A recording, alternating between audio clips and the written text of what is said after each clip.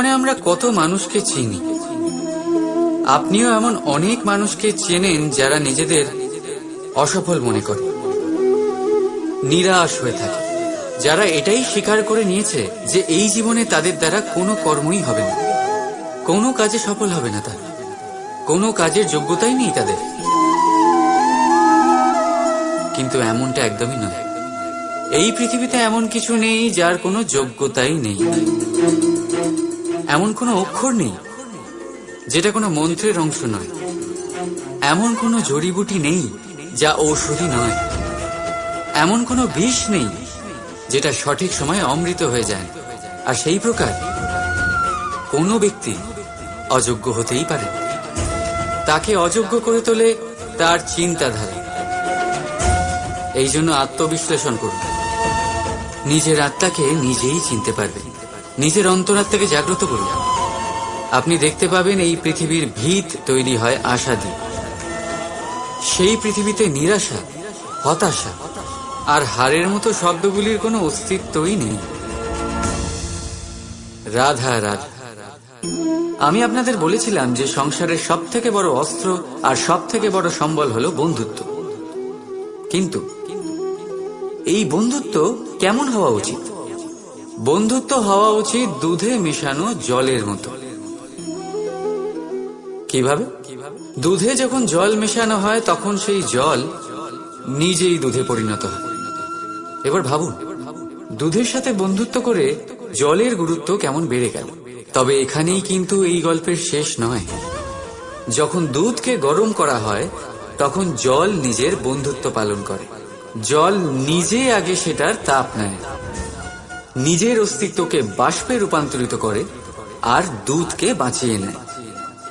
আর তারপর জল বাষ্প হয়ে গেলে দুধ ফুটতে থাকে। সে পাত্র থেকে বেরিয়ে উপচে পড়ে আর শান্ত তখনই হয়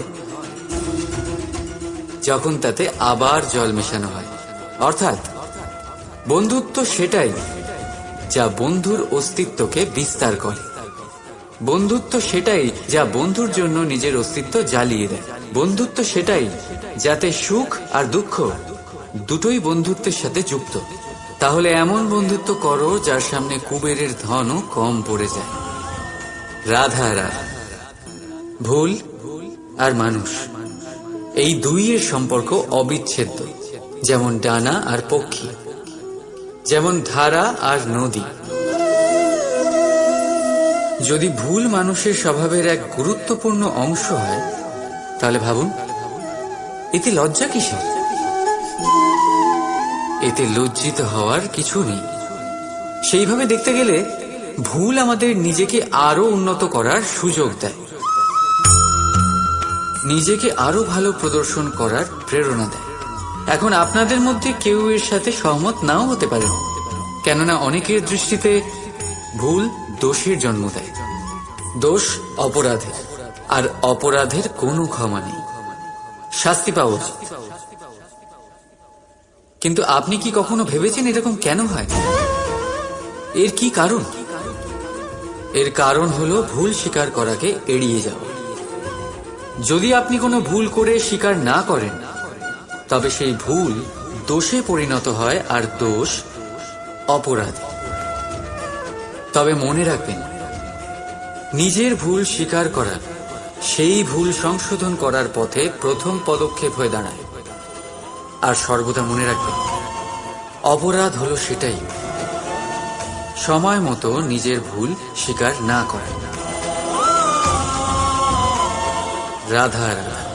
মানুষ অন্য কোনো বস্তু বা ভাবের সাথে পরিচিত হোক না হোক, ভয় আর ভবিষ্যৎ, এই দুই মানুষের মনে সর্বদা থাকে। যাদের অস্তিত্ব তার নিজের অস্তিত্বের ওপর প্রভাব ফেলে। আশ্চর্য, তাই না? ভয় সেটা যা আপনি জানেন, যা অজানা।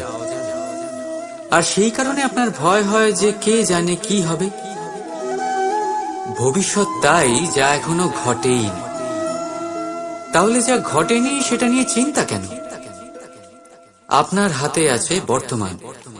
বর্তমানের কর্ম সত্য মন নিয়ে করুন, আর ভাবুন যে নিজের কর্ম আরো ভালোভাবে কি করে করা যেতে পারে। আর নিজের উপরে ভরসা রাখুন। যদি বর্তমানের কর্ম আপনি মন থেকে করেন তাহলে ভয় নিজেই দূর হয়ে যাবে, আর ভবিষ্যতের ফল অবশ্যই মিষ্টি হবে। তাই ভয় আর ভবিষ্যৎকে নিয়ে চিন্তিত হবেন না, এই বর্তমানেই বাঁচুন। রাধা রাধা, কি অসাধারণ পুস্তক, তাই না? সুন্দর আবরণ, সজ্জিত পৃষ্ঠা,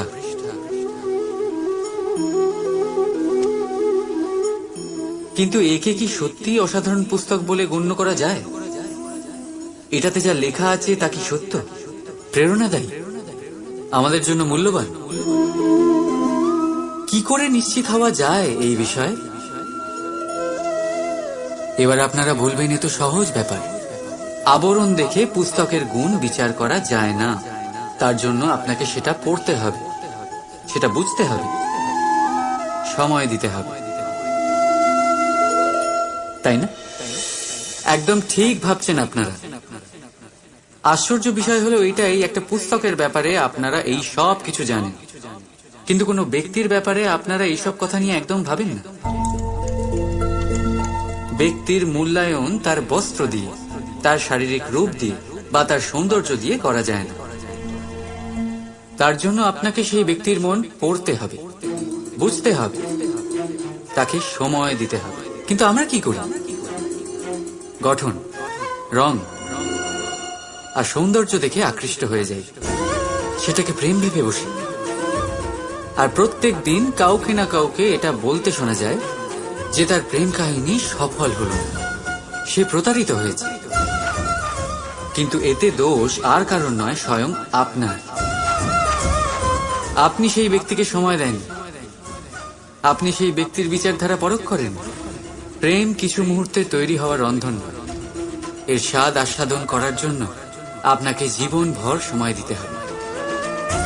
তাহলে সময় দিন, একে অপরের রূপকে নয়, আত্মাকে চিনুন। আর অতি অবশ্যই মন প্রসন্ন হয়ে বলে উঠবে, রাধা রাধা। মানুষের ভাবনা সংসারে সবচেয়ে গভীর, বা বলতে পারেন সবচেয়ে কঠিন ভাব। কখন কি ঘটে যাওয়ার পরে এই মন কি ভেবে বসবে, এটা বলা অসম্ভব। আর আমাদের এই ভাবনা অনেক সময় আমাদের মনে হীন চিন্তা নিয়ে আসে। আমরা সবসময় আমাদের ওপরের শ্রেণীর লোকেদের লক্ষ্য করি, তাদের জীবনের বিশ্লেষণ করি, আর তারপর নিজেকে হীন মনে করি। ও কত ধনশালী, ও কত বলশালী, আর আমি, আমার কাছে তো কিছুই নেই। আমি নিঃস্ব, আমি হীন, এই সংসারের জন্য আমি কিছুই নই। মনে হয় না এরকম? কিন্তু আসলে তা নয়। আপনার কাছেও অনেক কিছু আছে, পরখ করে দেখে নিন। অতি ক্ষুধার্ত মানুষ যদি এক মুঠো ভাত পেয়ে যায়, তা যতই অন্যের কাছে ক্ষুদ্র অন্নের দানা হোক, তার কাছে তা ভোজের থেকে কোনো অংশে কম নয়। তাই যখনই মনে হীন চিন্তার উদ্রেক হবে, আপনজনদের দিকে তাকান, তাদের কথা ভাবুন। আপনার বিশ্বাস হয়ে যাবে, আপনি যতই মনে করেন এই সংসারের জন্য আপনি কিছুই নন, কিছু মানুষের জন্য আপনি গোটা সংসার সমান। তাই যা আপনার সংসার, তাতেই সুখী থাকতে শিখুন। রাধা রাধা।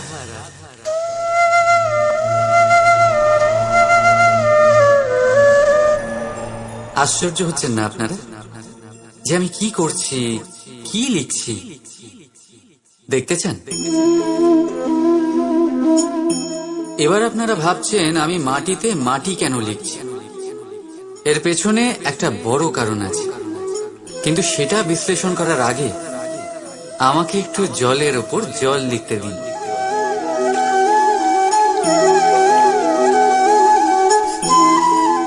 কি হলো? যেটা আমি লিখলাম সেটা দেখা যাচ্ছে না কেন? তাহলে এবার শুনুন আপনাদের প্রথম প্রশ্নের উত্তর। মাটিতে মাটি লেখা যতটা সরল, ঠিক ততটাই কঠিন জলের ওপর জল লেখা। সম্পর্কও ঠিক এমনই হয়।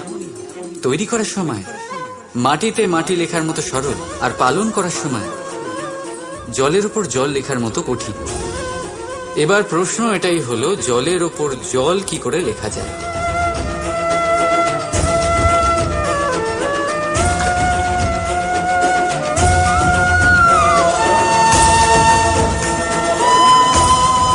যেভাবে এই পাথরগুলো জলের মধ্যে ডুবে জলের গভীরে চলে গেল, ঠিক এইভাবে আমাদের সম্পর্ক পালন করতে হবে।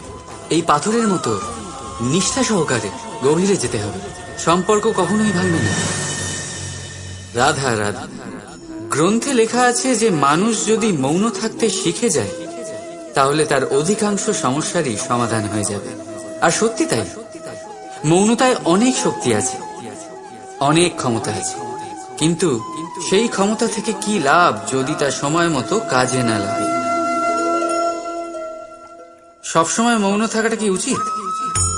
না। ইতিহাস সাক্ষী, সংসারে বেশিরভাগ সমস্যা এই জন্যই হয়েছে কারণ সময় মতো মানুষ তার বিরোধিতা করতে পারে। মৌন ছিল। যদি মৌন থাকাটা অস্ত্র হয় তাহলে সেটাকে ঠিক সময় ব্যবহার করাটাও জরুরি। যদি অকারণে মৌন থাকেন তাহলে অন্যায়ের কাছে সেটা সম্মতি হয়ে দাঁড়াবে, আর ধীরে ধীরে সেটা আপনার স্বভাবে পরিণত হবে, আপনার অভ্যেস হয়ে দাঁড়াবে, আর তারপর আপনার ব্যক্তিত্ব একটা সামান্য প্রাণহীন পাথরে পরিণত হবে। প্রয়োজন পড়লে নিজের বাণীর সদ্ব্যবহার করতে শিখুন। বাণীকে কখন বশে রাখবেন আর কখন মৌন থাকা উচিত নয়, এর থেকেও বেশি গুরুত্বপূর্ণ এটা বিচার করা যে কখন মৌনতা ভাঙতে হবে। রাধা রাধা। আপনি শুধু আমাদের দূরে করেছেন বড় ভাই, কিন্তু দূরে রাখতে পারবেন না।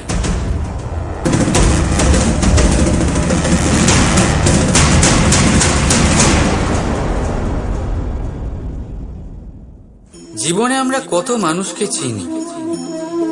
আপনিও এমন অনেক মানুষকে চেনেন যারা নিজেদের অসফল মনে করে, নিরাশ হয়ে থাকে, যারা এটাই স্বীকার করে নিয়েছে যে এই জীবনে তাদের দ্বারা কোনো কর্মই হবে না, কোনো কাজে সফল হবে না, তারা কোনো কাজের যোগ্যতাই নেই তাদের। কিন্তু এমনটা একদমই নয়। এই পৃথিবীতে এমন কিছু নেই যার কোনো যোগ্যতাই নেই।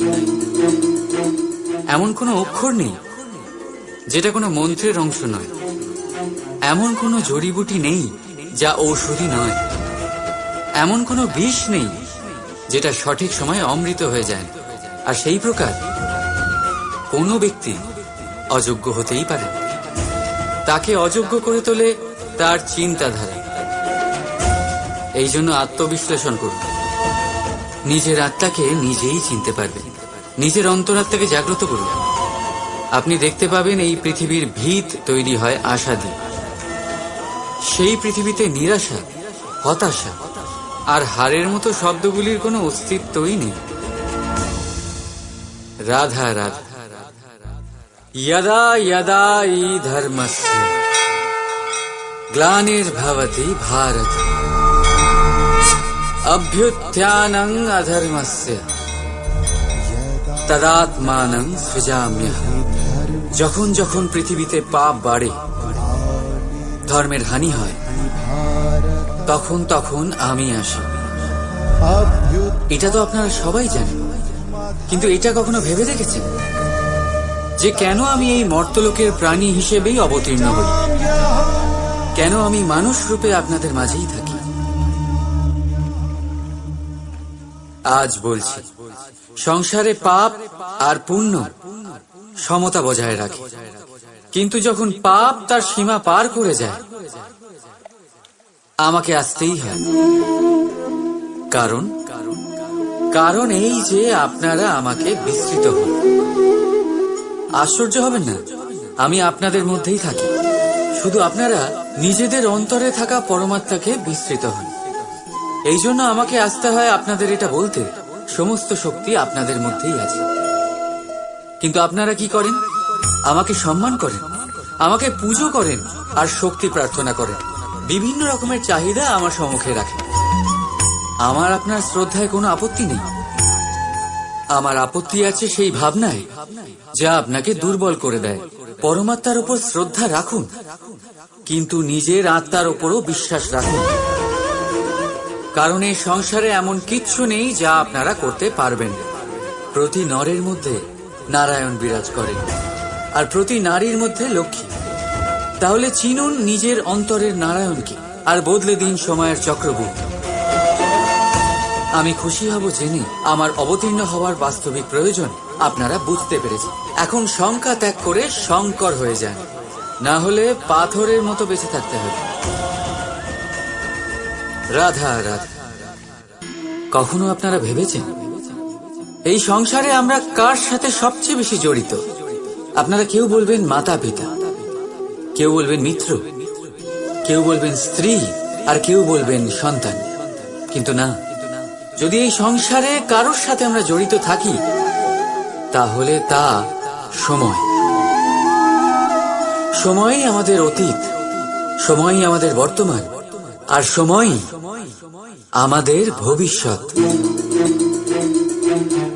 আর আমরা কি করি? সব থেকে বেশি জড়িত সময়কে, সবচেয়ে বহুমূল্য সম্পত্তিকে আমরা নষ্ট করে দিই। কেউ ভবিষ্যতের জন্য উজ্জ্বল স্বপ্ন বনি, কেউ অতীতকে দোষারোপ করে। কিন্তু একটু ভেবে দেখুন, আপনার অতীতকে আপনি ভাবনা চিন্তা করে বদলে দিতে পারবেন না। আর ভবিষ্যতের ব্যাপারে চিন্তা ভাবনা করে যদি আপনি আপনার বর্তমান নষ্ট করে দেন, তাহলে আপনার ভবিষ্যৎও আপনার অতীতের মতোই হবে। এই জন্য আজকের ব্যাপারে ভাবুন, সেটাকে উজ্জ্বল করে তুলুন। আপনার অতীত আর আপনার ভবিষ্যৎ নিজেই উজ্জ্বল হয়ে যাবে। রাধা রাধা।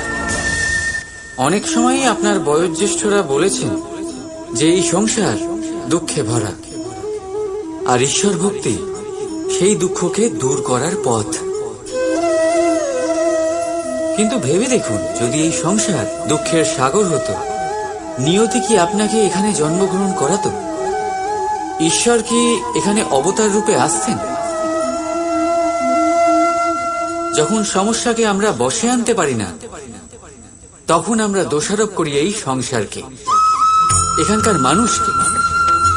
ভাবি ভালো হতো এখানে জন্মগ্রহণ না করি। একজন চাষি এক অনুর্বর জমিতে চাষ করেন, আর নিজের পরিশ্রম দিয়ে সেই জমিকে করে তোলেন সুজলা সুফলা। একজন দর্জি, যার কাছে একটা সামান্য কাপড় আসে, নিজের পরিশ্রম দিয়ে সেটাকে একটা সুন্দর পোশাকে পরিণত করেন। আপনিও পরিশ্রম করুন।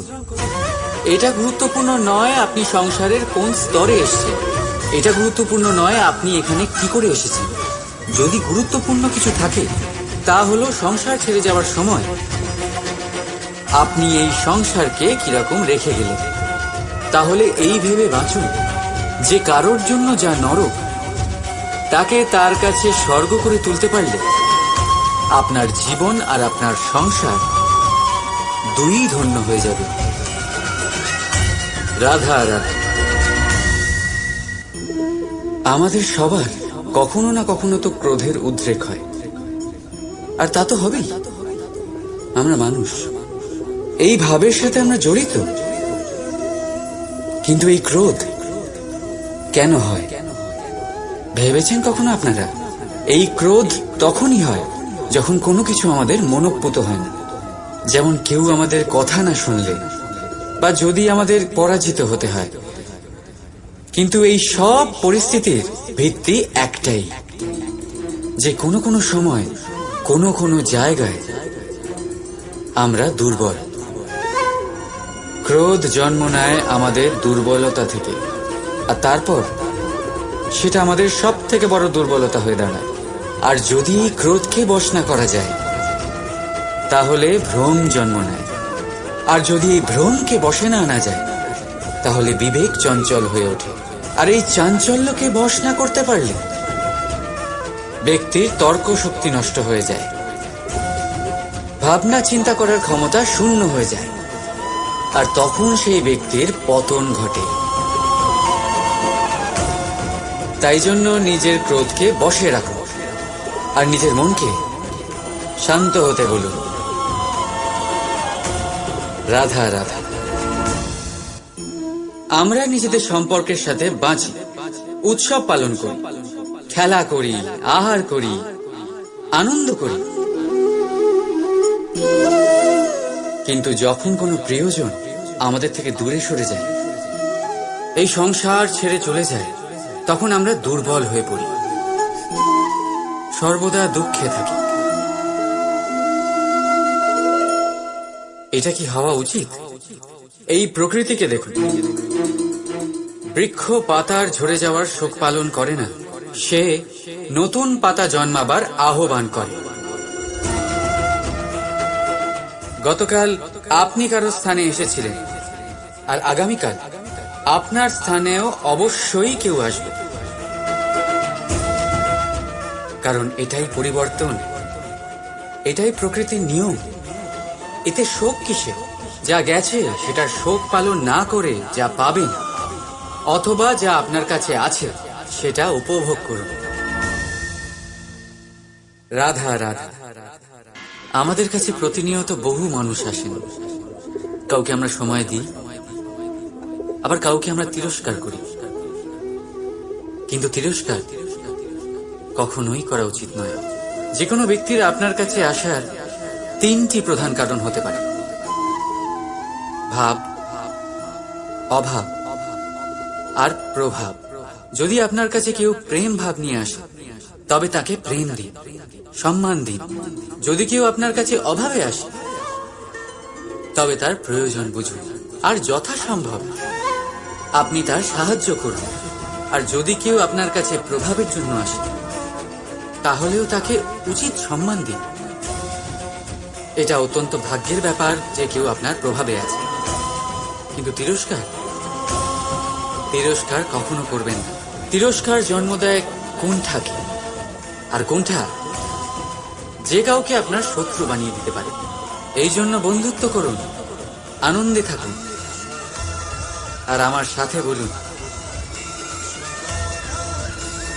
রাধা রাধা।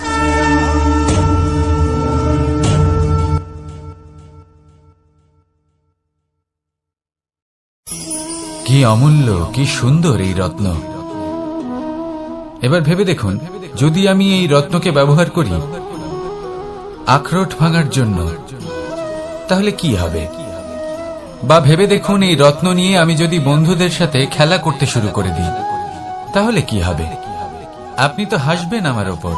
আপনি বলবেন, এত অমূল্য একটা রত্ন, এর দ্বারা কত দুঃখ দূর করা সম্ভব। এই মূল্যবান রত্নের আমি অপব্যবহার করছি। একদম ঠিক বলেছেন, আমি মেনে নিচ্ছি। মূল্যবান বস্তুর অপব্যবহার করা অনুচিত, কিন্তু আপনিও তো তাই করছেন, তাই না? ভেবে দেখুন, মানুষ এই সংসারের সর্বশ্রেষ্ঠ প্রাণী, আর মানুষের এই শরীর সব থেকে মূল্যবান রত্ন। এবার এর সাথে আপনি কি করছেন? অপব্যবহার করছেন না, নিজের স্বাস্থ্যের যত্ন নিচ্ছেন না, আপনি অনুচিত পথে চলছেন, শুধুমাত্র ধন অর্জন করার জন্য পাপ কাজ করছেন। কি না করছেন? এটা অপব্যবহার নয়? ভেবে দেখুন, আমরা এই মানব শরীরের সাথে কি করতে পারি। যদি এর আমরা সদ্ব্যবহার করি, তাহলে অনন্ত পুণ্য অর্জন করতে পারি, যার দ্বারা শুধুই নিজেকে নয়, বরং আমাদের আশেপাশের সকলকে সন্তোষ প্রদান করতে পারি।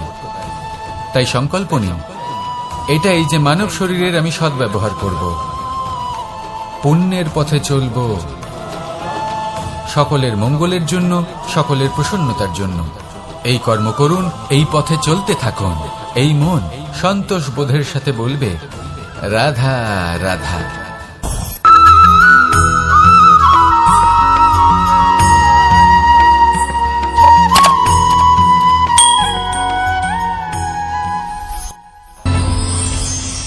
কখনো কোনো প্রজাপতিকে উড়তে দেখেছেন? কি সুন্দর উড়ে বেড়ায় সে, এক ফুল থেকে অন্য ফুলে, এক পাতা থেকে অন্য পাতার উপর। কিন্তু সে কিভাবে উড়তে শেখে কখনো ভেবেছেন? জন্ম থেকেই কিন্তু প্রজাপতির ডানা থাকে না, ও কিন্তু ছোট্ট একটা ডিমের আকারে জন্ম লাভ করে। তারপর সেই ডিমটি ভেঙে একটি কীট বাইরে আসে। আস্তে আস্তে সে বড় হয়, ওর শক্তি বৃদ্ধি পায়। তারপর সে সেই কীট দশা ত্যাগ করে নিজের ডানাগুলি মেলে। এই প্রক্রিয়া তার কাছে সরল নয়, অত্যন্ত যন্ত্রণাদায়ক প্রক্রিয়া, কিন্তু সে সেই যন্ত্রণা মেনে নেয় আর তারপর আস্তে আস্তে সে উড়তে শেখে। শুধুমাত্র আকাশে উড়ে বেড়ায় তা নয়, আমাদের মনের মাঝে উড়ে বেড়ায়। এবার এই ডিম থেকে প্রজাপতি হয়ে ওঠার যে যাত্রা, এটা যতটা কঠিন ততটাই কঠিন হয় এই সংসারে শ্রেষ্ঠ কর্ম করা, ততটাই কঠিন হয় এই সংসারে মহান হয়ে ওঠা। সেই জন্য প্রয়োজনীয় প্রচেষ্টা এবং সময়। নিরন্তর প্রচেষ্টা করতে থাকুন, পর্যাপ্ত সময় নিন এবং আপনি নিজেকে এই আকাশে উড়ন্ত অবস্থায় পাবেন। আসুন আমার সাথে ভালোবেসে বলুন, রাধা রাধা। পায়েস হলো আমার বিশেষ প্রিয়। এর মধুর স্বাদ মনকে প্রফুল্ল করে তোলে। ছোটবেলায় মা আমার জন্য পায়েস বানাতেন এবং আমাকে বলতেন যে গরম থাকতে থাকতে খেয়ে নে কানাই, ঠান্ডা হয়ে গেলে ভালো লাগবে না। কিন্তু আমিও দুষ্টু ছিলাম, ঠান্ডা হওয়া পর্যন্ত অপেক্ষা করতাম আর ঠান্ডা হয়ে যাওয়ার পরে মার কাছে যেতাম আর ওনাকে বলতাম যে মা, পায়েস তো ঠান্ডা হয়ে গেছে, এটা গরম করে দিন। তখন মা হাসতেন আর বলতেন যে পায়েস না হয় আমি আবার গরম করে দেব কানাই, কিন্তু এর মধুর স্বাদ, সেই মিষ্টত্ব, সেই সুবাস, সেটা আবার ফিরে আসবে না। কথাটা সত্যি। আর এই সত্যটাই আমাদেরও জীবনের সত্য। আমাদের জীবনের মধুর সম্পর্কগুলি, এতে যখন কটুভাব প্রবেশ করে তখন সেই মিষ্টত্ব ফিরিয়ে আনা প্রায় অসম্ভব ব্যাপার হয়ে যায়। আপনি চেষ্টা করে সেই সম্পর্ক ঠিক করতেই পারবেন, তার জন্য অগাধ পরিশ্রম করতে হবে, কিন্তু আবার সেই মিষ্টত্ব কখনো ফিরে আসবে না। সেই জন্য আপনার জীবনের যে মধুর সম্পর্ক আছে, যতটা সম্ভব চেষ্টা করুন তাতে মিষ্টত্ব বজায় রাখতে। কটুভাব আসতে দেবেন না। আসুন আর আমার সাথে মধুর স্বরে বলুন, রাধা রাধা। শব্দ, শব্দ আসলে কি? শুধুই কয়েকটি অক্ষরের সমষ্টি, নাকি আমাদের বাণী? এই শব্দ এমন এক শক্তি যা কাউকেই নিজের বশবর্তী করে ফেলতে পারে। শব্দ এমন এক অস্ত্র যা কাউকে ক্ষত বিক্ষত করে দিতে পারে। এই শব্দ হলো একটি নাদ স্বরূপ যা কোনো ঘুমন্ত ব্যক্তিকেও জাগিয়ে তুলতে পারে এবং নিজের লক্ষ্যের দিকে অগ্রসর করতে পারে। শব্দে এত শক্তি আছে যে কারোর মনে এতটা আঘাত দিতে পারে যে সে হয়তো জীবনে আর কখনো এগোতেই পারল না। তাহলে এই শব্দের প্রয়োগ খুব ভেবে চিন্তে করবেন। এবং এই শব্দের মতোই হলো নীরবতা। অনেক সময় এই নীরবতা আমাদের সহায়ক হয়ে ওঠে, অনেক সময় এটা আমাদের অনুশোচনাকে অনেক বেশি বাড়িয়ে তুলতে পারে। ভীষ্ম পিতামহ, অঙ্গরাজ কর্ণ, যখন দ্রৌপদীর বস্ত্রহরণ হচ্ছিল তখন এনারা নীরব ছিলেন। দুর্যোধনের বিরোধিতা করেননি, ওকে বাধা দেননি। আর তারপর কি হলো সেটা আপনারা সকলে জানেন। দেখতে গেলে নীরবতা চুপ করে থাকা, কিন্তু যদি কোনো দুষ্টের সামনে চুপ করে থাকেন, যদি তার বিরোধিতা না করতে পারেন, তাহলে এই নীরবতাই অনেক বড় পাপের আকার ধারণ করে। মনে রাখবেন আর আমার সাথে ভালোবেসে বলবেন, রাধা রাধা। আভূষণ, কার না ভালো লাগে এই আভূষণ? আমরা পরিশ্রম করি, ধন অর্জন করি আর আভূষণ কিনে থাকি, কখনো নিজের জন্য, কখনো বা তাদের জন্য যাকে আমরা ভালোবাসি, বা তাদের জন্য যাকে আমরা সম্মান করি। হয়তো সেই জন্যই সীতা চূড়ামণি ধারণ করেছিলেন এবং আমি সামন্তকমণি। কিন্তু এটাই কি সেই প্রকৃত আভূষণ যা আপনার মূল্য বৃদ্ধি করে? না।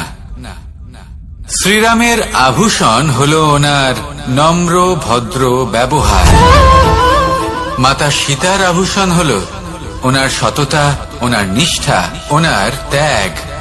অর্জুনের আভূষণ ছিল ওনার একাগ্রতা। রাধার আভূষণ ওনার প্রেম। এই আভূষণ কোথাও নেই, আপনার মনে আছে। যদি আপনার মনে মিষ্টতা থাকে, তা শান্ত হয়, তাতে সততা থাকে, নিষ্ঠা থাকে এবং প্রেম থাকে, তাহলে আপনার অন্য আর কোনো আভূষণের কোনো প্রয়োজন নেই। আপনি যতই ভিড়ের মাঝে থাকুন, আপনার ঔজ্জ্বল্য চোখে পড়বে। আসুন আর আমার সাথে ভালোবেসে বলুন, রাধা রাধা। এই সংসারের সব থেকে বড় সত্যি হলো জন্ম এবং মৃত্যু, কিন্তু আরো বড় একটা সত্য আছে, মিত্র এবং শত্রু, যা আমাদের সকলের জীবনে থাকে।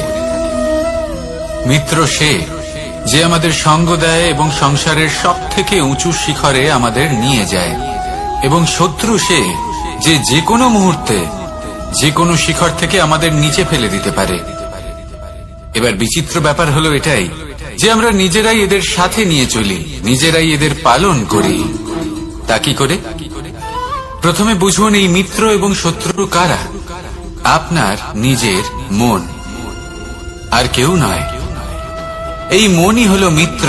যখন তাতে ভারসাম্য বজায় থাকে, তা নিয়ন্ত্রিত থাকে, তা পবিত্র হয়।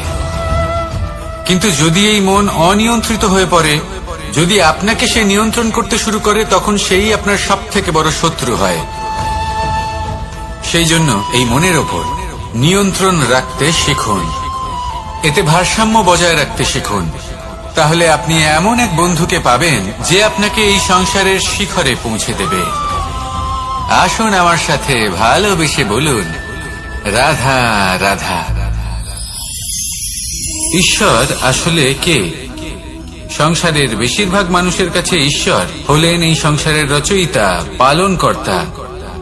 কারোর কাছে উনি জ্ঞাতা, কারোর কাছে উনি হলেন আস্থার প্রতীক, আবার কারোর জন্য শুধুমাত্র অন্ধ বিশ্বাস।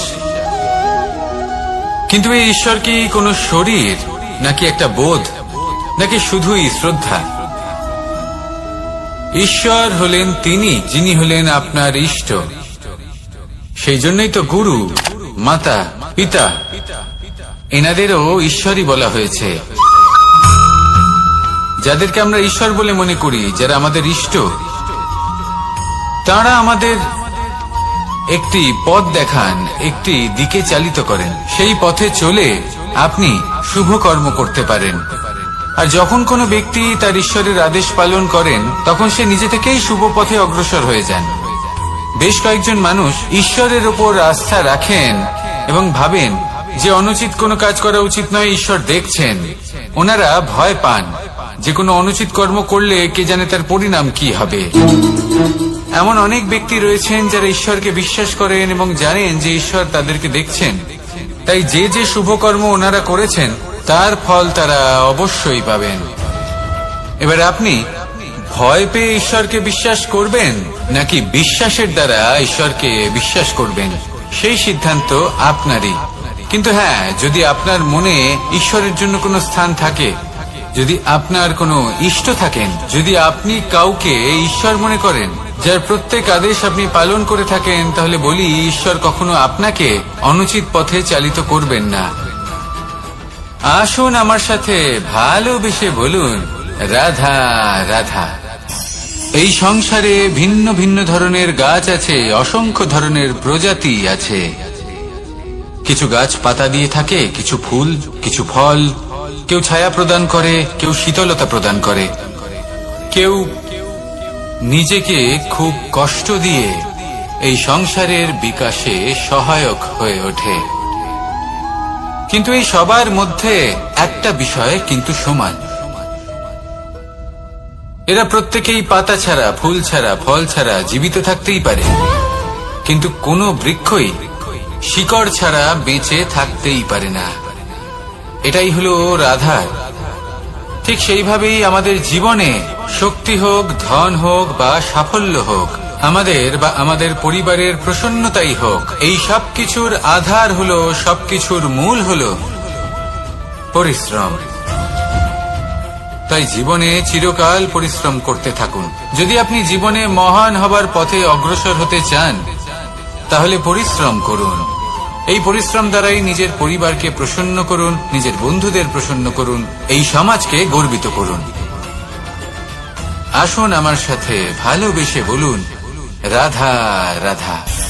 এই সংসারের সব থেকে বড় রোগ কোনটা? কেউ বলবে মানসিক রোগ, কেউ বলবে সেই রোগ যা সর্পদংশনের ফলে হয়ে থাকে। এই সংসারে ভিন্ন ভিন্ন ধরনের রোগ আছে এবং তার সাথে ভিন্ন ভিন্ন ধরনের যন্ত্রণাও রয়েছে।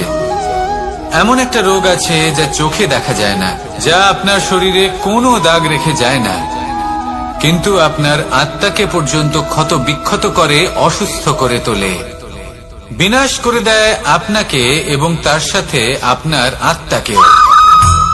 এই অসুখের নাম হল লালসা। লালসা, যে কর্ম সাধন করেছেন তার থেকে বেশি ফল লাভ করার আশা।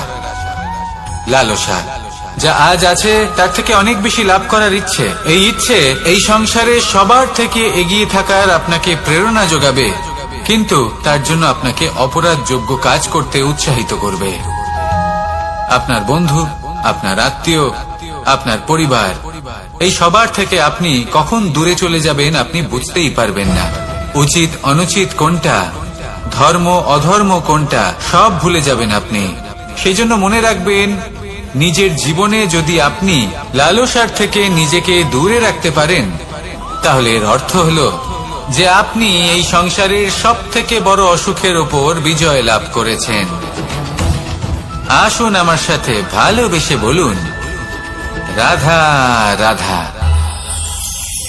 এই সাগর কত বিশাল আকার, কখনো শান্ত কখনো উত্তাল, কিন্তু এই সাগরকে এত মহান কে করে তুলল? জল। এবার এই জলের যাত্রা দেখুন, সেটা কতটা কঠিন। এই জল সাগরে থাকে, সূর্য ওকে এতটা উত্তপ্ত করে তোলে যে এই জল নিজের অস্তিত্ব হারিয়ে ফেলে এবং বাষ্পে পরিণত হয়ে হাওয়ায় মিলিয়ে যায়। তারপরে আকাশে যায় আর নিজের অস্তিত্ব আবার হারিয়ে ফেলে, মেঘে পরিণত হয়। তারপর এই মেঘ কোথাও গিয়ে কোনো পর্বতে ধাক্কা খায়, তারপর আবার এই জল নিজের অস্তিত্ব হারায়। তারপরে বর্ষার রূপ ধারণ করে তা বর্ষিত হয়, বা কোনো পর্বতের চূড়ায় তার শিখরে বরফের রূপ ধারণ করে। তারপরে এই বর্ষা মাটির দিকে নিজের যাত্রা শুরু করে। এবার মাটিতে ঝরে পড়া এই বর্ষা স্রোতের আকার ধারণ করে এবং আস্তে আস্তে বইতে থাকে। এই নদীর আকার ধারণ করে এবং নদী রূপে বইতে বইতে পাথরে ধাক্কা খায় বা কোনো পর্বতে ধাক্কা খায়, আর তারপর এই নদী এসে সাগরে সমাহিত হয়ে যায়। নদীর এই জল আবারও নিজের অস্তিত্ব হারিয়ে ফেলে, কিন্তু এইবার সেই জল নিজেই সাগরে পরিণত হয়। এটা আমাদের সকলের জন্য একটা শিক্ষা যে এই সংসারে জীবন এবং সময়ের হলো এক অনন্ত যাত্রা। এই সংসারে যা কিছু আছে তার সূত্রপাত কোথাও একটা হবেই। সেই জন্য মৃত্যু এবং সমাপ্তির চিন্তা ত্যাগ করে দিন, আর যে সূত্রপাত আপনি লাভ করছেন তার আনন্দ উপভোগ করুন। ভেবে দেখুন আপনি কিভাবে শ্রেষ্ঠ কর্ম করতে পারেন যাতে এই সংসার এবং এই সমাজ, এই দুইয়ের মঙ্গল সম্ভব। আসুন আমার সাথে ভালোবেসে বলুন, রাধা রাধা। মাকড়সার জাল দেখতে পাচ্ছেন? মাকড়সারা ভীষণ পরিশ্রম করে এটা তৈরি করে, নিজের শরীরের রস দিয়ে এই জাল বোনে। আপনি কি এটার উদ্দেশ্য জানেন? আসলে মাকড়সা এই জালে ছোট কীটপতঙ্গ ধরে তাদেরকে খাদ্যরূপে গ্রহণ করে। কিন্তু আপনি কি এই কথা জানেন যে একদিন মাকড়সা নিজেই নিজের জালে জড়িয়ে মৃত্যুবরণ করে থাকে? বলুন, কি করেন আপনি এই জাল দেখতে পেলে? দেখতে পেলেই মুছে ফেলেন এর অস্তিত্ব, তাই না? তেমনি অন্যদিকে পাখির বাসা, পাখিরাও ভীষণ পরিশ্রম করে এটা তৈরি করে। কিন্তু যদি পাখি একদিন এটা ছেড়ে চলে যায়, তাহলেও লোকে এটা নষ্ট করে দেয় না। কারণটা কি? এর কারণ হলো এর নির্মাণ জীবন সঞ্চারের জন্য করা হয়েছিল, নষ্ট করার জন্য নয়। তাই মনে রাখবেন, জীবনে আপনার পরিশ্রম যতই বেশি হোক না কেন, যদি আপনার লক্ষ্য শুভ না হয়, তাহলে আপনারও বিনাশ নিশ্চিত। তাই সৃজন করতেই থাকুন আর মুগ্ধ হয়ে বলুন, রাধা রাধা।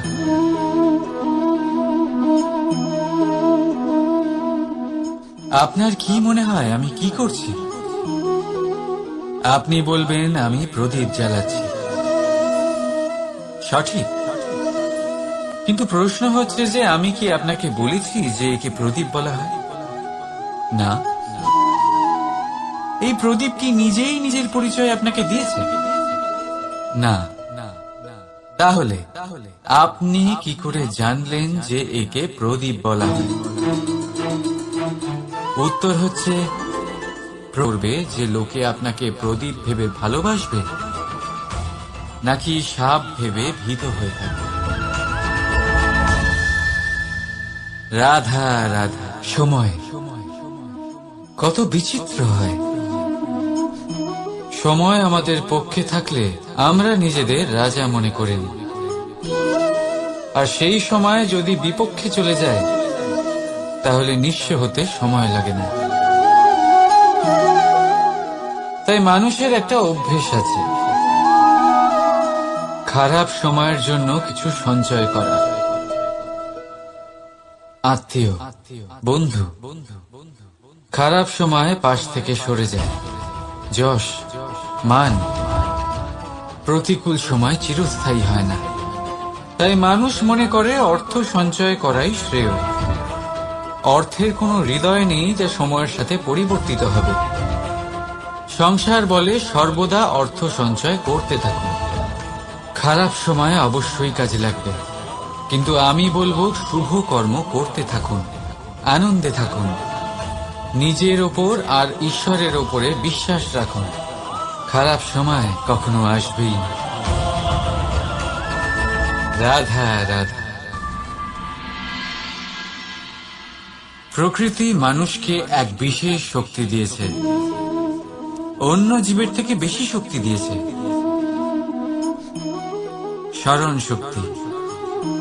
এই শক্তি মানুষকে অন্য জীবের থেকে ভিন্ন করে, ইতিহাস রচনা করার প্রেরণা দেয়, জ্ঞানকে বংশানুক্রমে এগিয়েও নিয়ে যায়। আর যারা ভুলে যান, অধিকাংশ সময় তারা উপহাস আর দয়ার পাত্র হয়ে যান। কিন্তু এটাই কি প্রকৃত রূপে সত্য? না। এই স্মরণ শক্তি মানুষের বিকাশের সব থেকে বড় বাধা হয়ে দাঁড়ায়।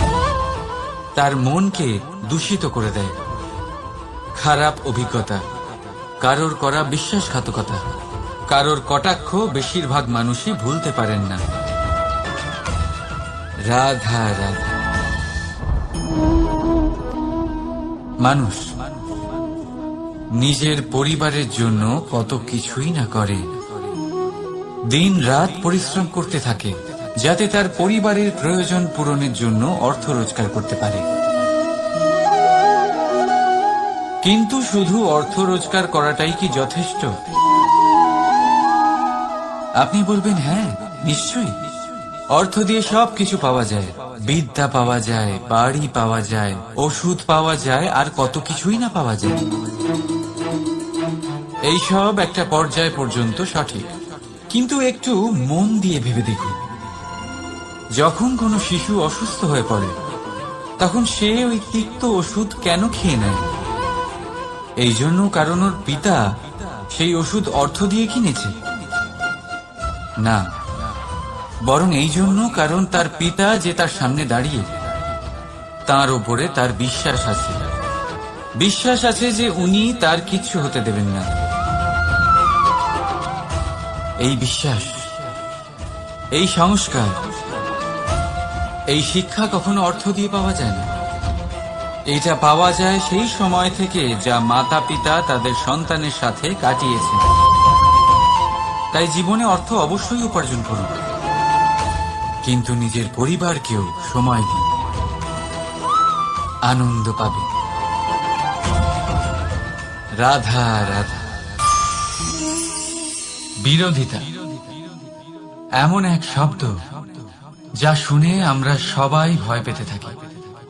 যদি কেউ আমাদের বিরোধিতা করে তা আমাদের সহ্য হয় না। আমরাও কারোর বিরোধিতা করে কোনো শত্রুতা করতে চাই না। এই ধরনের ভাবনা আমাদের মনে আসতেই থাকে। কিন্তু বিরোধিতা, এই শব্দ, আপনার শান্তির জন্য, আপনার সুখের জন্য কতটা গুরুত্বপূর্ণ তা আপনারা জানেন না। তাই যদি কাল এসে কেউ আপনার বিরোধিতা করে, তখন সবার আগে নিজেকে যাচাই করুন। আপনি কি ভুল করেছেন? আপনার দোষ কি? নিজের মধ্যে কি ত্রুটি আছে সেটা বোঝার চেষ্টা করুন।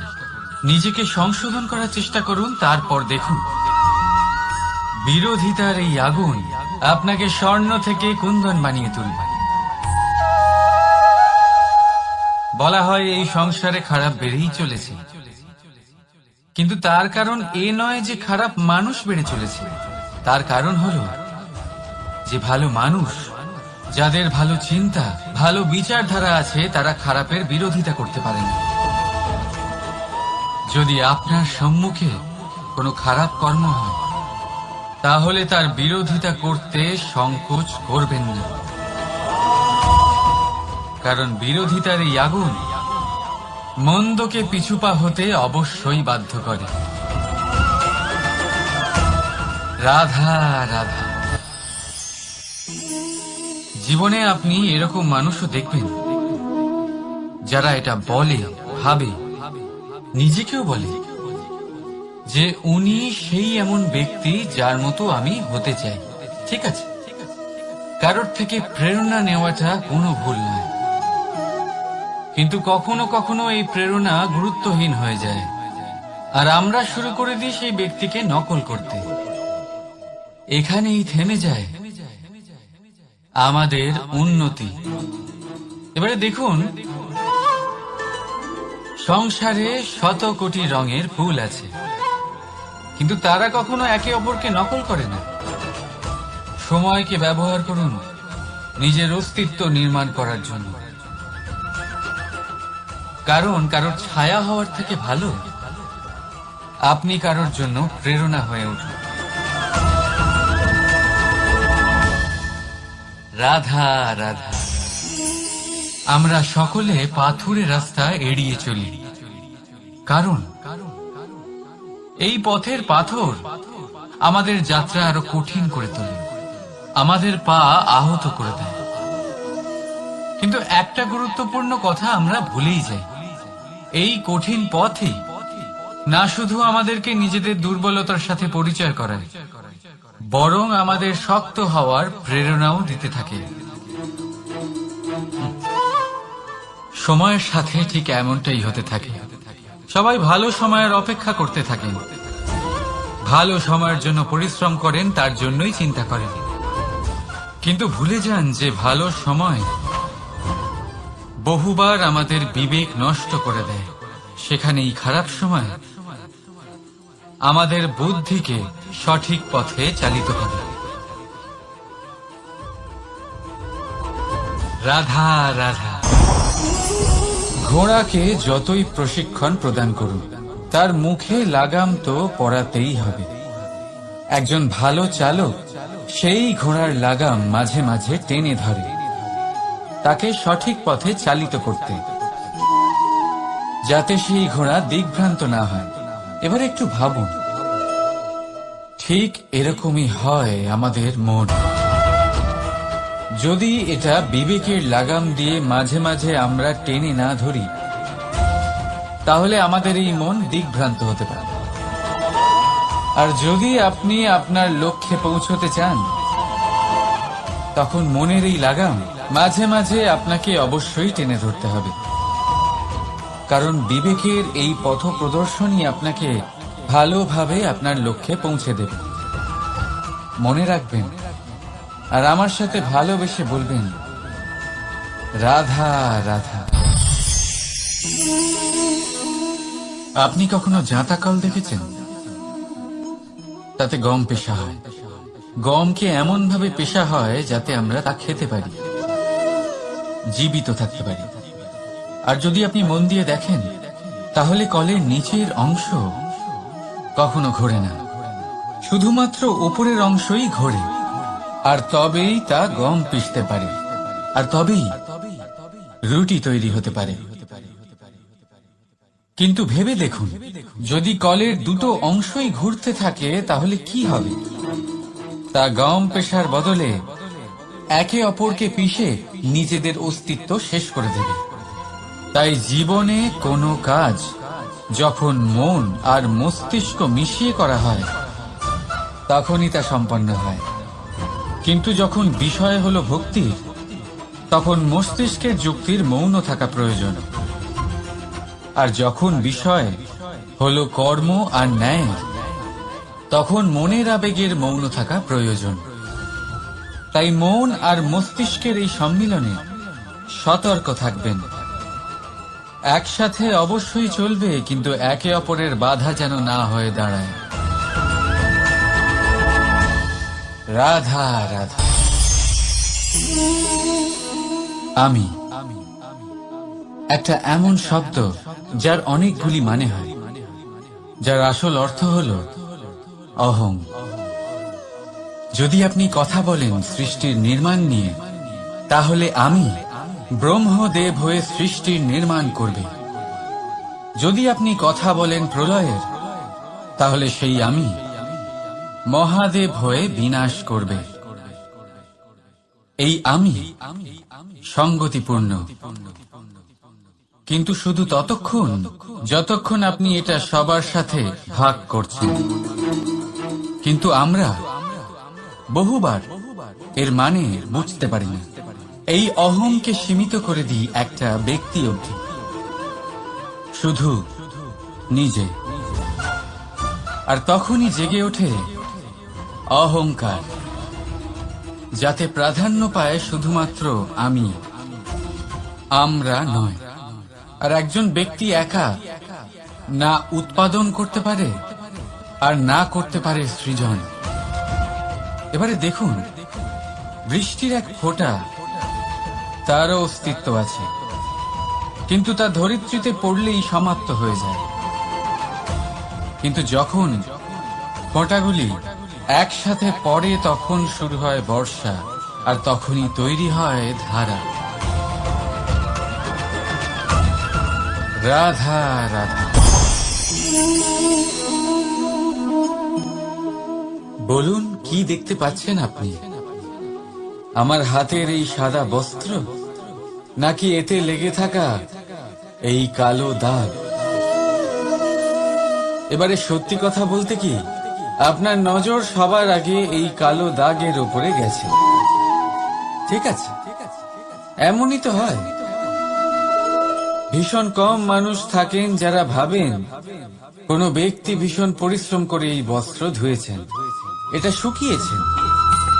বেশিরভাগ মানুষের নজর যায় এই দাগের উপরে, ভাবেন যে এটা কি করে লাগলো। কিছুটা এরকমই হয় আমাদের ব্যক্তিত্বের সাথে। আমাদের শুভ কর্মের ওপরে আমাদের একটা খারাপ কর্ম ভারী মনে হয়। এবারে ভাবুন, যদি আমি চন্দ্রের কথা বলি, তাহলে তার শীতল আলো দেখার পূর্বে তার কলঙ্ক লক্ষ্য করেন, সেই চাঁদে লেগে থাকা কালো দাগ দেখে নেন। সেই জন্যই বিশেষ করে যারা শুধুমাত্র শুভ চিন্তা করেন আর উপকারী কর্ম যারা করেন, তাদের আমি বলবো সাবধানে থাকবেন। কারণ আপনার একটা খারাপ কর্ম চিরকালের জন্য উদাহরণ হয়ে দাঁড়াবে। রাধা রাধা। সাফল্য। যদি আপনাকে জীবনে সাফল্য পেতে হয়, তাহলে আপনি একাধিক মানুষ পাবেন যারা একাধিক উপায় বলবে আপনাকে সাফল্য পাওয়ার। দীর্ঘ সময় ধরে পরিশ্রম, চেষ্টা, নির্ধারণ, নিষ্ঠা, এই বিষয়ে ভাষণ দিতে থাকবেন। একাধিক রকমের উদাহরণ আপনার সামনে তুলে ধরবেন। কিন্তু আমার এটা মনে হয়, আমরা কেন সেই বিষয়ে কথা বলি না যা মানুষকে অসফল করে তোলে? শুধু দুটো ব্যাপার অসফল হওয়া নিশ্চিত করে। শুধু দুই ধরনের মানুষ বেশিরভাগ অসফল হয়। প্রথম তারা যারা ভাবে অনেক কিছু কিন্তু কিছুই করে না, আর দ্বিতীয় তারা যারা অনেক কিছু করতে থাকে কিন্তু ভাবনা চিন্তা না করে। ভাবনা আর কর্ম, এদের মাঝে সামঞ্জস্য রাখা খুব জরুরি। যদি এটা থাকে তাহলে জীবনে কখনো অসফল হবেন না। রাধা রাধা। আপনি অনেককে এই কথা নিশ্চয়ই বলতে শুনেছেন, এই ব্যক্তির দৃষ্টিতে দম্ভ আছে, এই ব্যক্তির চোখের ওপর অহংকারের পর্দা পড়ে আছে, ইত্যাদি ইত্যাদি। চলুন আমি আপনাকে একটা প্রশ্ন করছি, আপনি দেখেন কি দিয়ে? দৃষ্টি দিয়ে নাকি দৃষ্টিভঙ্গির সাহায্যে? ভাবুন। চিন্তায় পড়ে গেলেন নিশ্চয় পরিচয়ের সাথে সাক্ষাৎ করা। উদাহরণ হিসেবে চন্দ্র। চন্দ্র আমরা সবাই দেখেছি। বহু মানুষ আছেন যাদের চন্দ্র অত্যন্ত সুন্দর লাগে। পাথরকে ভগবান ভেবে পুজো করবেন নাকি ভগবানকে পাথর ভেবে পরিত্যাগ করবেন? সিদ্ধান্ত আপনার, কিন্তু এই সিদ্ধান্ত নির্ভর করে আপনার দৃষ্টিভঙ্গির ওপর।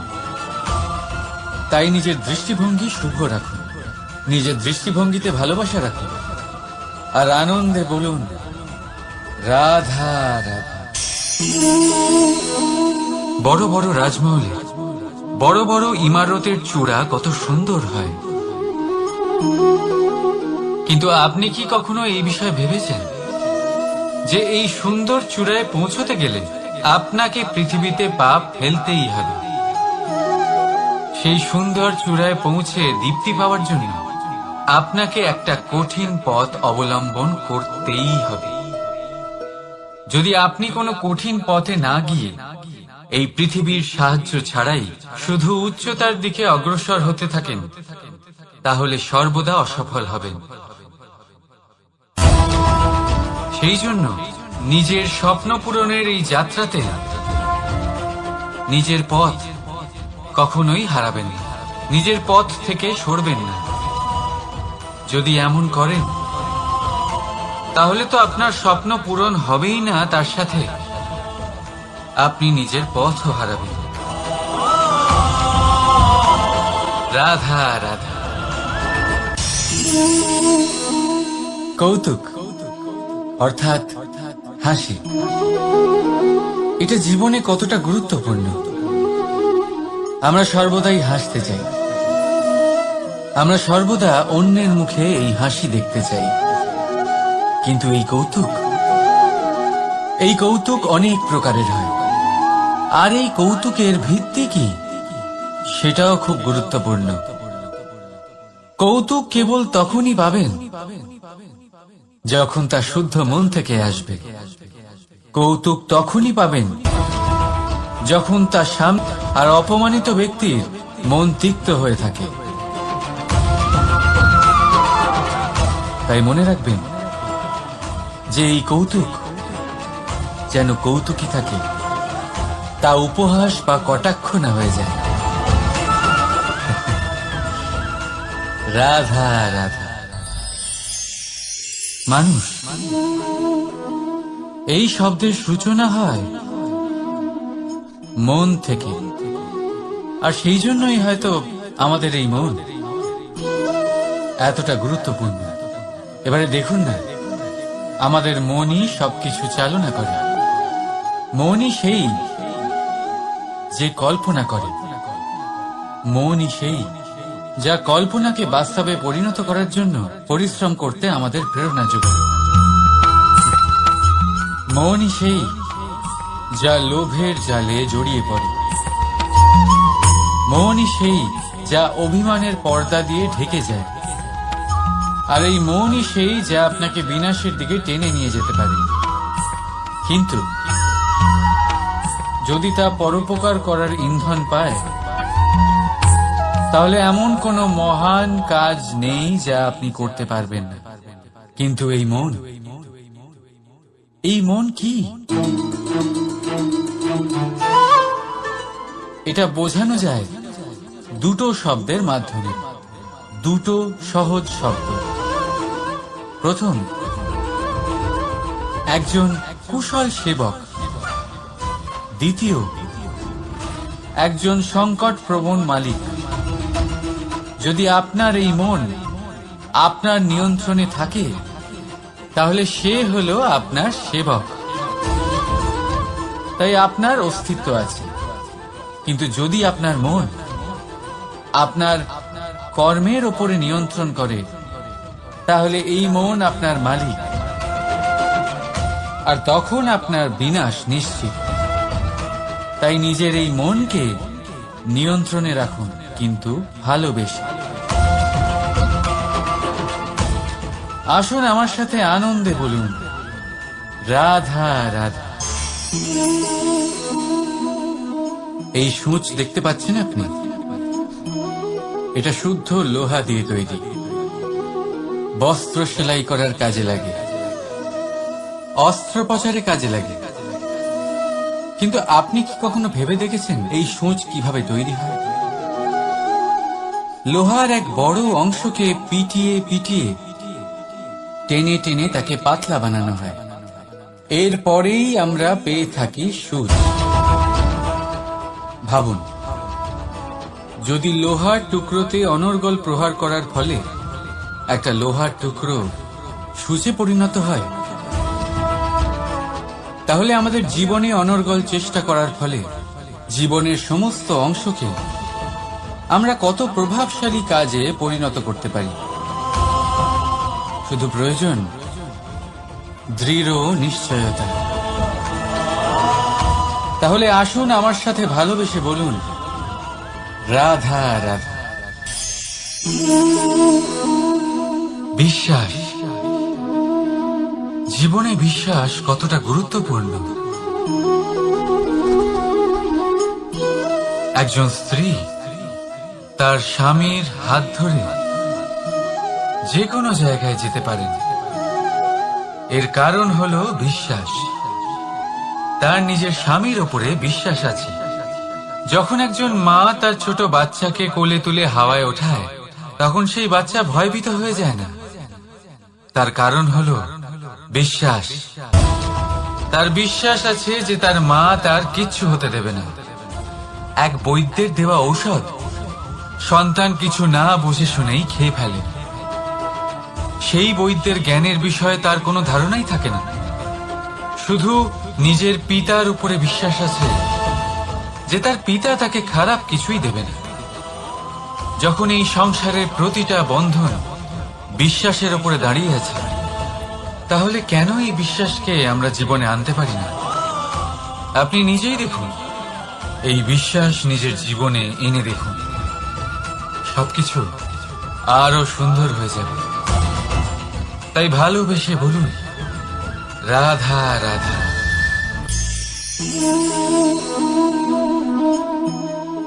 অহংকার, এই শব্দটা সবাই শুনেছেন।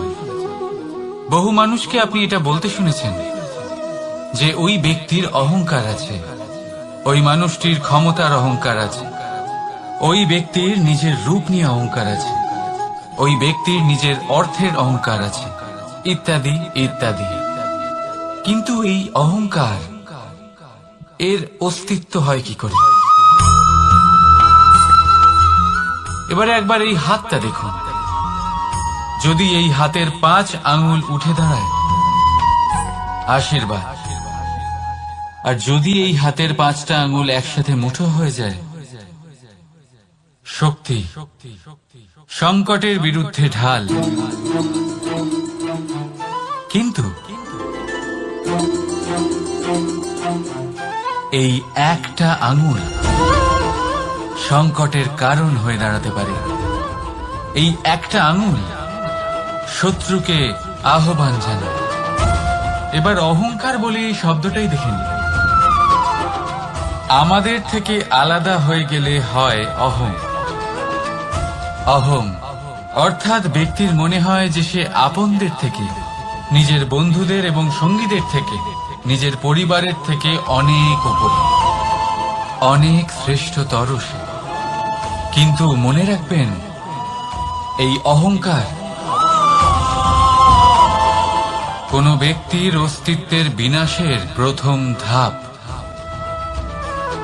তাই ঝেড়ে ফেলে দিন এই অহংকারকে আর বিশ্বাস করুন আমাদের ওপর, কারণ তখনই আপনি শান্তি পাবেন। আর সেই শান্তির সাথেই বলে উঠবেন, রাধা রাধা।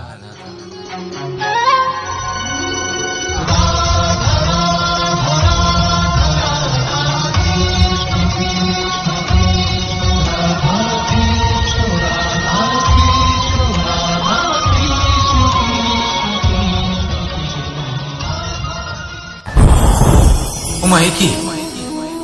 আমি কখন থেকে এখানে অপেক্ষা করছি, হাত পেতে দাঁড়িয়ে রয়েছি যাতে একটা ফল আমার হাতে এসে পড়ে এবং সেটা আমি খেতে পারি। কখন থেকে অপেক্ষা করছি, কিন্তু সেটা হচ্ছেই না। এবারে আপনি বলবেন যে এসব কি বলছি, এ কি অদ্ভুত কথা বলছি। যদি ফল খেতে হয় তাহলে আমাকে বৃক্ষে চড়তে হবে, ফলের কাছে পৌঁছতে হবে, তবেই তো ফল পাবো। এবারে এটা অত্যন্ত সহজ ব্যাপার, কিন্তু এই বিষয়টা আপনি নিজের জীবনের প্রসঙ্গে ভেবে দেখুন। লক্ষ্য কোথায় আছে আপনি জানেন, সেই লক্ষ্যে পৌঁছানোর পথ কি সেটাও আপনি জানেন, সেই পথে চলার ক্ষমতাও আপনার রয়েছে, কিন্তু তাও আপনি নিজের লক্ষ্য লাভ করতে পারছেন না। কেন? কারণ আপনি অপেক্ষা করছেন যে লক্ষ্য আপনার সামনে চলে আসবে, কিন্তু তা হয় না। লক্ষ্য সে যাই হোক না কেন, ধন হোক, প্রেম হোক, কোনো সম্মান হোক বা মোক্ষ হোক, যদি আপনি তার দিকে অগ্রসর না হন তাহলে ফল প্রাপ্তি অসম্ভব ব্যাপার, তা কোনোদিনই হবে না। সেই জন্য আপনার চোখের সামনে আপনি যদি নিজের লক্ষ্যকে দেখতে পান তাহলে উঠুন এবং সেই দিকে অগ্রসর হতে শুরু করুন। নিজের অন্তরের সকল অশুভ গুণ দূর করুন, অলসতা ত্যাগ করুন, অজ্ঞানতা ত্যাগ করে দিন এবং চলতে থাকুন। অবশ্যই মনোবাঞ্ছিত ফল লাভ করতে পারবেন। মনে রাখবেন, চলতে থাকলে তবেই লক্ষ্য প্রাপ্তি হবে। অপেক্ষার দ্বারা শুধুমাত্র মৃত্যু লাভ হবে। আসুন আমার সাথে ভালোবেসে বলুন, রাধা রাধা। পাখি কখন জন্ম নেয়, কখন উড়তে শেখে, কখন বাসা বানাতে শেখে, কখন নিজের মৃত্যু লাভ করে, এসব আমাদের মধ্যে কেউ জানি না। কিন্তু পাখি একটা কথা খুব ভালো করে জানে, যে এই সংসারে ও যা কিছুই করুক না কেন, এই সংসারে ওকে নিয়ে কিচ্ছু যায় আসে না। এবার আমরা কি করি? কোনো কাজ করার আগে আমরা এটা ভাবি যে এই সংসার যদি আমাকে দেখে ফেলে তাহলে কে জানে এই সংসার কি ভাববে, আমার প্রতিচ্ছবি কেমন তৈরি হবে কে জানে, কে জানে কি হবে আদি ইত্যাদি। এই সব ভাবনায় আমরা মগ্ন হয়ে যাই। কিছুটা এমন ভাবে মগ্ন হই যে বর্তমানের কর্মের এই জীবনের যাত্রাপথে সেই সময়ের আনন্দ উপভোগ করতে ভুলে যাই। এবার দেখুন একটা পাখি কি করে, ওর কর্ম হলো গান গেয়ে চলা। ওই পাখি গেয়ে চলে, কেউ ওর গান শুনুক বা না শুনুক, কেউ আদৌ শুনছে কিনা সেই বিষয়টা নিয়ে সেই পাখির কিছুই যায় আসে না। সেই পাখি নিজের কর্ম করতে থাকে। হয়তো সেই জন্যই আপনি কখনো কোনো পাখিকে কাঁদতে দেখবেন না। এরকমই আপনাকে নিজেকে গড়ে তুলতে হবে। প্রথমে নিজেকে জিজ্ঞেস করুন, এই যে কর্ম আমি করতে চলেছি সেটা কি উচিত? যদি আপনার মনে হয় সেটা উচিত তাহলে সেটা প্রমাণ করুন।